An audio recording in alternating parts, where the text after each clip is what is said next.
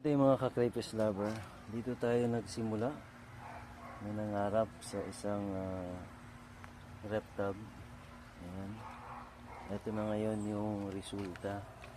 Meron tayong about 200 na mga craylings na nandito na almost 1 inch na. 3 weeks. Hindi ko alam kung tama ba, sakto ba yun. 3 weeks. 1 inch na sila. Ayan. Diyan lang, nakatago lang yan sa kanilang mga hides. Ayan. So, tapos, after nyan, ito na. Meron tayong buried na dalawa pa rito.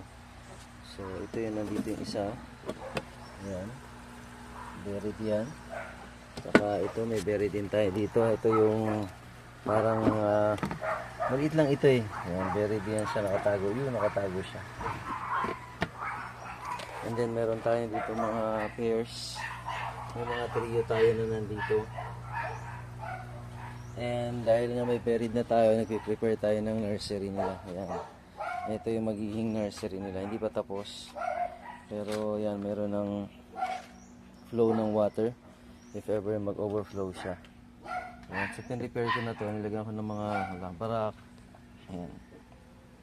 Since dalawa yung pipisa, yung buried natin. So, kaya dalawa rin yung ginawa ko. Tapos yung preparation, eto na. Yan. Eto na siya ngayon. Yan. Ito yung paglalagyan natin kapag lumaki na yung mga craylings natin. Ito natin sila ilalagay. Itong portion na to.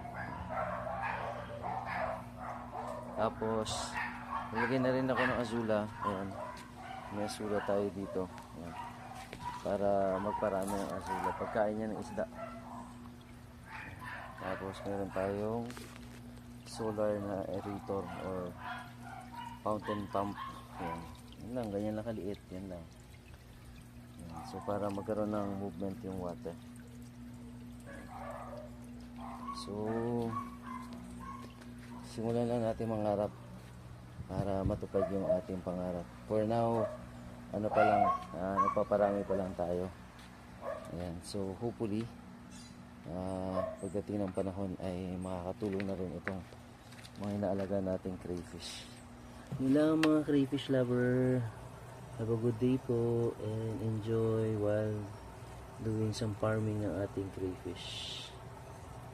Ingat po.